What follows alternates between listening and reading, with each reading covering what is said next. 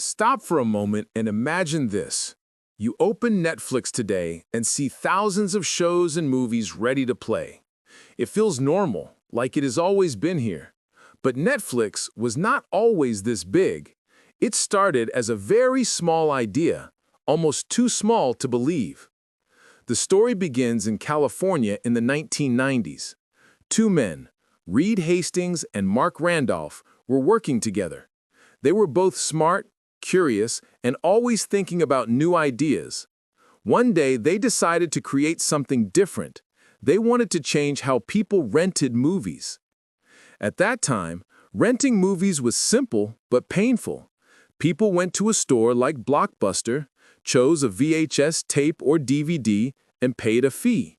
If they returned the movie late, they paid a big fine. Customers hated late fees. Stores made huge money from those fines. It was unfair. Reed Hastings himself once paid a huge late fee. He forgot to return a movie on time and had to give the store $40. That small moment made him very angry. But anger sometimes creates big ideas. Reed thought, what if people could rent movies without late fees? Mark Randolph was also excited about this problem. He loved creating new businesses. Together, they began testing ideas. At first, they thought about mailing VHS tapes to people. But VHS tapes were too big and heavy. Mailing them would cost too much money and often break. Then came the moment that changed everything. DVDs had just been released in the late 1990s. They were small, light, and strong. Reed and Mark thought, maybe DVDs could be mailed safely. To test the idea, they mailed one DVD in an envelope to themselves. It arrived safely. That simple test gave them hope. If one DVD could travel safely, then thousands of DVDs could too. They began to imagine an online store where people could order movies, receive them by mail, and return them easily. No driving to stores, no late fees, no stress. In 1997, they founded Netflix. The name came from two parts, net for internet and flix for movies. At first, the business was small. They started with a website where people could rent DVDs online. Customers would order, Netflix mailed the DVD, and then the customer mailed it back. But starting a new business is never easy. In the beginning, Netflix had very few customers. People were used to visiting stores. They did not trust this new online rental idea. Some thought it was silly. Others worried the DVDs would break or get lost in the mail. The first few years were very hard. Reed Hastings and Mark Randolph lost money. They had to be patient and creative.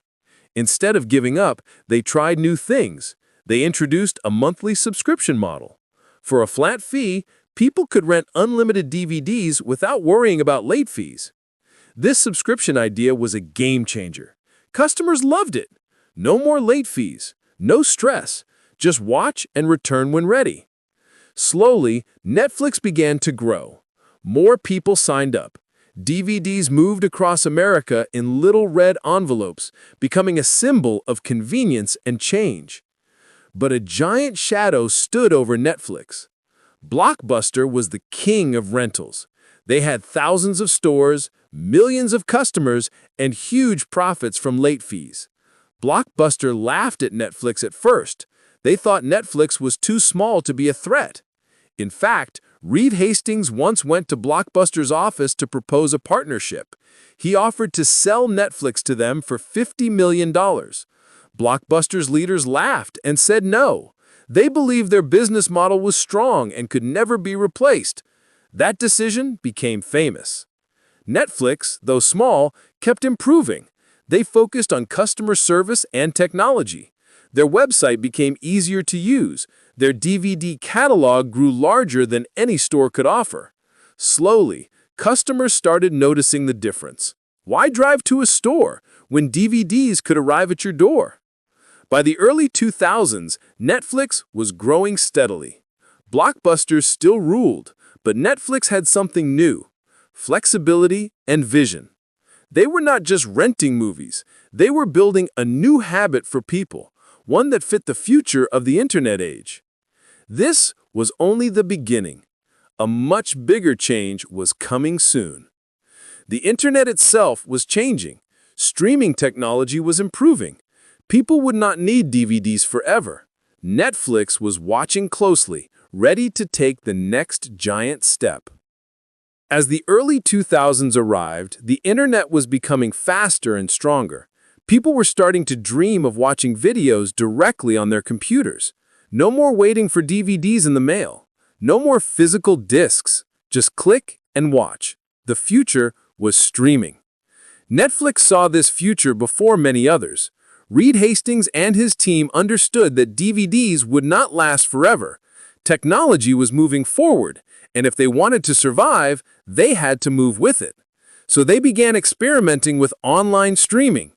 Streaming was not easy in the beginning. Internet speeds were slow for most people. Videos would buffer for minutes, stopping and starting again. It was frustrating, but Netflix believed things would improve. They invested heavily in research, servers, and technology to prepare for that future. In 2007, Netflix officially launched its streaming service. At first, it was small and simple. Customers could watch a limited number of shows and movies on their computers. It wasn't perfect, but it was revolutionary. For the first time, no DVDs were needed to enjoy a movie night. Many people were unsure about streaming. They liked holding a DVD in their hand. They were used to red envelopes arriving in the mail. But slowly, people tried it. And when they did, they realized it was easier, faster, and more fun. Netflix had changed entertainment again. Blockbuster, however, was too late. They tried to start their own DVD by mail service, but customers had already chosen Netflix. By the time Blockbuster launched a streaming option, Netflix was far ahead.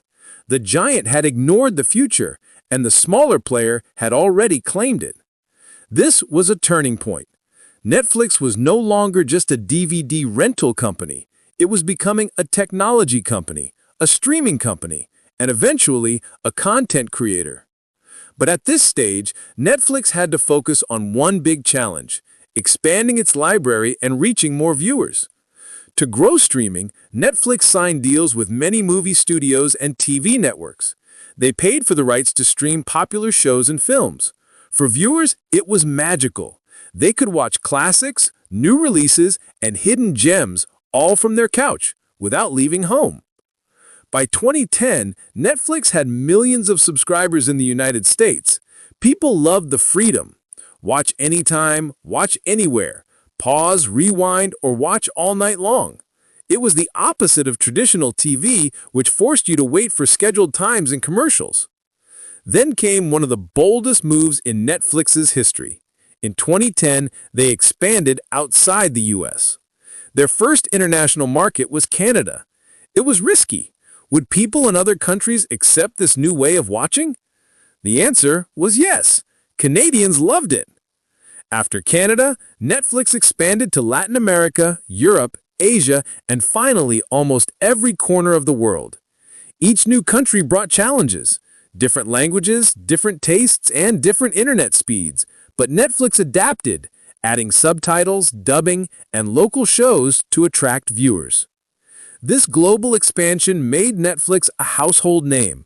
By the mid-2010s, millions of people around the world were subscribed. The red envelopes were fading, and streaming was the future. But Netflix was not satisfied with just streaming other people's content. They wanted something bigger. The leadership at Netflix realized that licenses from movie studios were expensive and temporary. If studios decided to pull their shows, Netflix could lose customers overnight. The solution was to create their own content. If they made shows, no one could take them away. So in 2013, Netflix launched its first original series, House of Cards. It was a political drama starring Casey Spacey and Robin Wright. The show was a massive hit. People around the world binge-watched it. It proved that Netflix could create world-class entertainment. The success of House of Cards changed everything. Suddenly, Netflix was not just a streaming service. It was a studio, a creator, and a competitor to Hollywood. itself. More original shows followed. Orange is the New Black, Narcos, Stranger Things, and many more. Binge watching became a new culture. Instead of waiting each week for a new episode, Netflix released entire seasons at once. People spent whole weekends watching show after show. Some loved it, some criticized it. But one thing was clear. Netflix had changed how people watch TV forever. By 2015, Netflix was available almost worldwide. Millions had joined. Its original shows were winning awards. Competitors started to appear, but Netflix had one major advantage. It was already far ahead, with strong technology, smart algorithms, and a loyal global audience. Behind the scenes, Netflix used data and algorithms to suggest shows to users. Every time you watched, paused, or clicked, Netflix learned about your taste. Then, it recommended similar shows. This personal touch made viewers stay longer and watch more. Netflix became part of daily life. Of course, not everything was smooth. Netflix had critics who worried about screen addiction. Some governments demanded restrictions. Other streaming services entered the market, like Amazon Prime, Hulu, and later Disney+. But Netflix kept growing, always experimenting, always adapting. The dream that started with one late fee and a mailed DVD had now become a global revolution. But Netflix was not finished. In fact, the biggest wave of success was still to come, with shows that united the world and made Netflix a cultural icon. By the late 2010s, Netflix had become much more than a company. It was part of global culture. People talked about Netflix shows at school, at work, and at family dinners.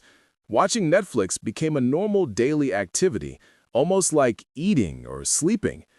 One of the biggest hits came in 2016 with Stranger Things.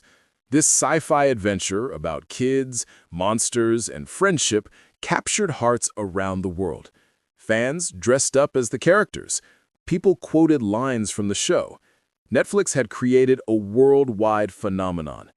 What made Netflix powerful was not just big shows, it was variety. There were dramas, comedies, documentaries, cartoons, and even local shows made for different countries. Netflix wanted everyone to feel included, no matter where they lived or what language they spoke. In Spain, the show Money Heist became a sensation. In Korea, Kingdom and later Squid Game shocked the world. These shows proved that a story did not need to be in English to be successful. Subtitles and dubbing opened doors for international storytelling. When Squid Game was released in 2021, it became the most watched Netflix show of all time. Millions of people across different cultures, languages, and countries watched it together. It was a moment of unity. Netflix had turned a Korean drama into a global hit. The strategy was clear: invest in local stories with universal appeal. By giving creators from different countries a platform, Netflix grew even faster. Viewers discovered new cultures, new ideas, and new voices. It was not just entertainment, it was education through stories. But success came with challenges. Competitors like Disney+, HBO Max, and Apple TV Plus joined the streaming war. They had huge libraries of popular shows. Suddenly, Netflix was not the only choice. They had to keep innovating to stay ahead of the game. Netflix responded with even more original content. Documentaries like Our Planet inspired people to care about nature. Comedy specials brought laughter to millions. Animated series gave joy to children and adults alike. Netflix wanted to serve every taste and every age group. Technology also played a big role. Netflix improved streaming quality, offering HD, 4K, and even interactive shows where viewers could choose the storyline. These experiments kept the platform fresh and exciting, making people curious to explore new experiences. Behind the entertainment, Netflix was also a story of risk and vision. Reed Hastings and his team believed in the impossible. They were not afraid to move away from DVDs. They were not afraid to fight giants like Blockbuster and Disney. They trusted the power of change. For English learners, Netflix became more than fun. It became a classroom. Subtitles, dubbing, and repeated listening turned shows into lessons. People practiced pronunciation, learned new phrases, and improved their confidence, all while enjoying their favorite stories. Think about it. You can sit in your room, open Netflix, and hear different accents, different styles of English, and real conversations. No boring textbooks, no heavy grammar drills, just natural English in action every single day. That is why Netflix is so special. It entertains, it connects, and it teaches. Through stories, you not only escape reality for a while, you also learn about cultures, languages, and life. And in that journey, you become better at English step by step. The rise of Netflix also teaches us a motivational lesson. Never be afraid to think differently. Never be afraid to take risks. The world changes fast, and those who adapt win. Reed Hastings could have stayed stuck with DVDs, but he embraced the future. Today, Netflix has hundreds of millions of subscribers worldwide. It has won Oscars and Emmys. It has inspired other companies to change, and it continues to shape how we experience entertainment. All of this started with one late fee, one small idea, and one big dream. So, the story of Netflix is not only about movies and TV, it's about vision, courage, and growth.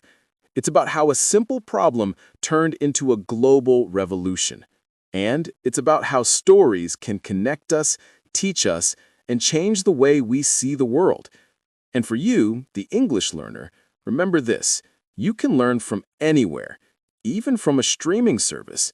Use subtitles, repeat lines, copy accents, enjoy stories. Just like Netflix grew step by step, you can improve step by step too. Netflix reminds us that the future belongs to dreamers. It belongs to people who try new things, who fail, who learn, and who never give up. And if you want to master English or anything in life, the key is the same: practice, adapt, and keep going. So next time you watch a Netflix show, don't just relax. Pay attention to the language. Listen to the rhythm. Notice the phrases. You are not just watching for fun, you are building your skills. That is the secret to learning English through stories.